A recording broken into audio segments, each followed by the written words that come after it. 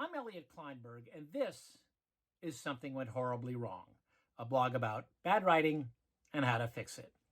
Segment 9, Bad TV. We admire our colleagues in the television news business, especially local.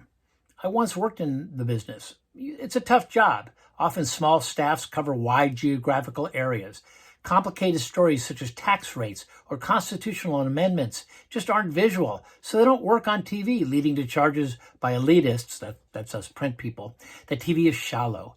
And anyone who has spoken in public should appreciate the tightrope without a net terror of a live stand-up.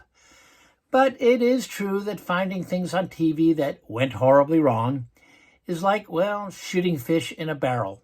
Cliche alert.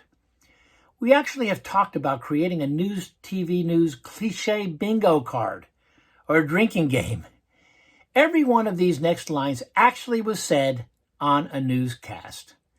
Number 1, he said the shooting left him speechless. Well, his vocal cords appear to be operating. P.S. It's vocal, V-O-C-A-L, cord, C-O-R-D, not C-H-O-R-D. Number 2, a semi-truck crashed Thursday on Interstate 95. Well, what would constitute a semi-truck? Is that half a truck? What does that look like driving down the expressway?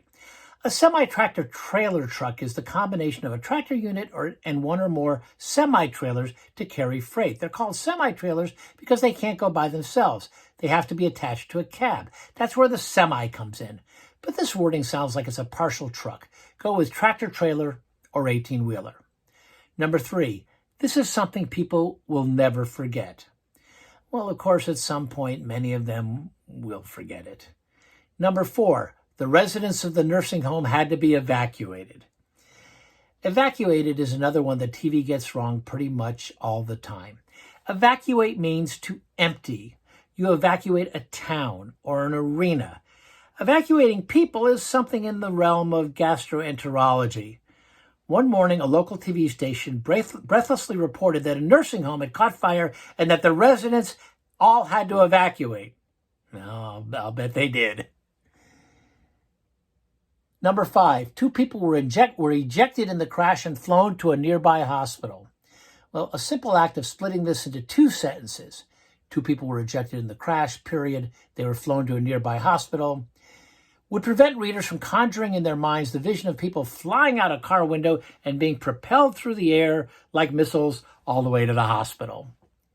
Number 6, this mall is where the alleged rape occurred. Well, the mall is not where the alleged rape occurred. It's where the rape allegedly occurred. Big difference. Number 7, arrested for murder. Okay, you're not arrested for murder.